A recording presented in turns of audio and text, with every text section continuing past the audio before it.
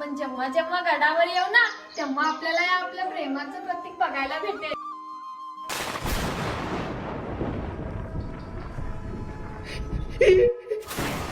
ही प्रतिमा आहे का? अक्षय, हे रक्त कसलं रे?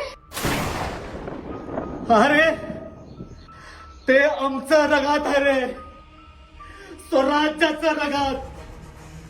आणि हे दगड म्हणजे आम्ही, आणि ते रगात म्हणजे स्वराज रे. जसं वय तुम्हाला डिस्टर्ब होतंय.